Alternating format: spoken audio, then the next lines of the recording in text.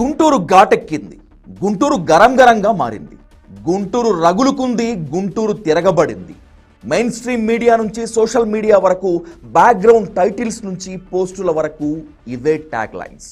YCP వెధవలకు భలే బుద్ధి చెప్పారుగా అంటూ టీడీపీ జనసేన క్యాడర్ మురిసిపోతే, వడ్డీతో సహా ఇస్తాం, ఖచ్చితంగా ఇచ్చేస్తామంటూ వైసీపీ క్యాడర్ ప్రతి సవాల్ చేసింది.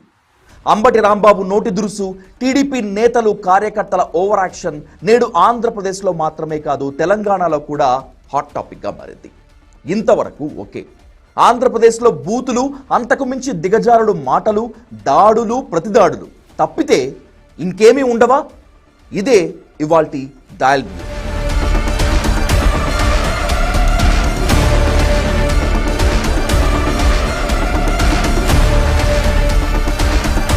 తిరుమల లడ్డూ కల్తీ ఆరోపణలు, టీడీపీ కట్టిన ఫ్లెక్సీలు, దుష్ప్రచారం అంటూ వైసీపీ తిరుగుబాటు. ఫ్లెక్సీల చించివేత ఎపిసోడ్తో ప్రారంభమైంది అసలు కార్చిచ్చు. ఫ్లెక్సీ తీసివేతను టీడీపీ నేతలు, కార్యకర్తలు కర్రలు, రాడ్లతో అడ్డుకునేందుకు ప్రయత్నిస్తే బరాబర్ చూసుకుందామంటూ సవాల్ విసిరారు మాజీ మంత్రి వైసీపీ నేత అంబటి. కంట్రోల్ తప్పి బూతులతో విరుచుకుపడ్డారు. మా అధినేత చంద్రబాబునే అంటావా అంటూ రెచ్చిపోయిన పసుపు తమ్ముళ్ళు అంబటి రాంబాబుపై కూడా అంతకు మించిన స్థాయిలో బూతులతో విరుచుకుపడ్డారు. పోలీసులు కల్పించుకొని అంబటిని బలవంతంగా పంపించేస్తుంటే అటాక్ చేసేందుకు ట్రై చేశారు.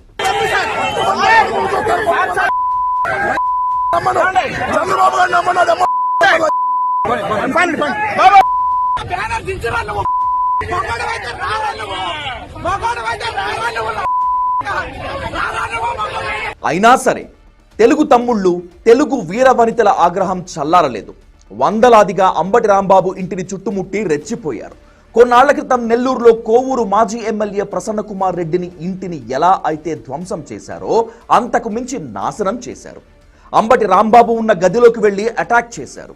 అనుచరులు, పోలీసులు రక్షణగా ఉండడంతో అంబటి రాంబాబు ప్రాణాలతో బయటపడ్డారు. లేదంటే పరిస్థితి అత్యంత దారుణంగా ఉండేదని ప్రత్యక్ష సాక్షులు చెప్పారు.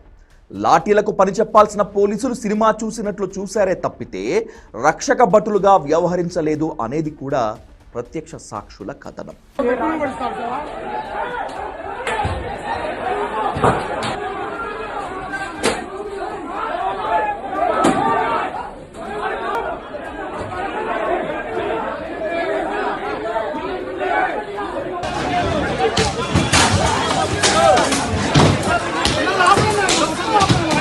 ఇప్పుడు పచ్చి నిజాలు మాట్లాడుకుందాం.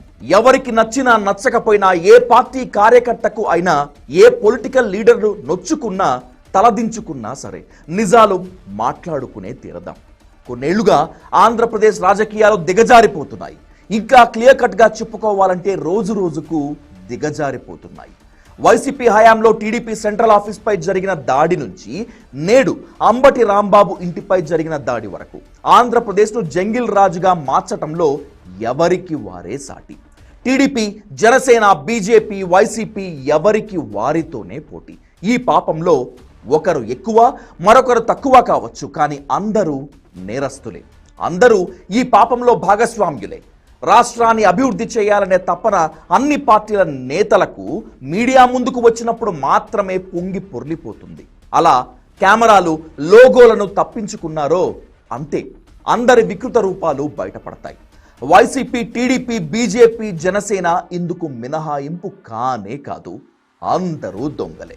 అంబటి రాంబాబు గారు ఇప్పటి వరకు మీరు చేసిన వరకు సహనంతో, ఓపికతో భరించారు. ప్రభుత్వం కూడా ఈ రోజు నుంచి మీకు నిజమైన సినిమా ఏంటో త్వరలో చూస్తారు.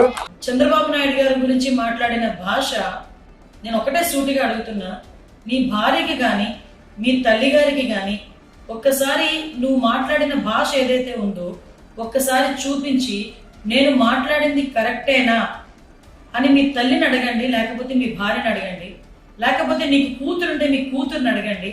అది కరెక్టే అని వాళ్ళు ఎవరైనా నోటుని చెప్తారేమో ఒక్కసారి ఆలోచించండి. త్రాచుపాములు వీరంగమాడుతుంటే వానపాములు గమ్మున ఉంటాయా అని ఓ నానుడి ఉంటుంది. లీడర్లు ఎలా ఉంటే కార్యకర్తలు కూడా అలాగే ఏడుస్తారు. ఏ పార్టీ లీడర్ అయినా సరే క్యాడర్కు క్రమశిక్షణ, కార్యనిర్వహణలో దిశానిర్దేశనం చేయాలి. కొన్నిసార్లు ప్రత్యర్థి లిమిట్ దాటినా సరే సహనంతో చట్టాన్ని గౌరవించి న్యాయపరంగా ముందుకెళ్ళాలి, పోరాడాలి. శాంతియుత మార్గంలో ప్రజాస్వామ్య నిరసన చేసి తీరాలి. హింసకు ప్రతిహింసే సమాధానం అనుకుంటే జరిగేదంతా నెత్తుటి హోమాలే, పారేదంతా రక్తపు ప్రవాహాలే. ఈ నీతి సూత్రాలు ఎవడికి కావాలి? కురవాల్సింది ఓట్లు మాత్రమే, రగులుకోవాల్సింది కులమతాల కుంపట్లు మాత్రమే.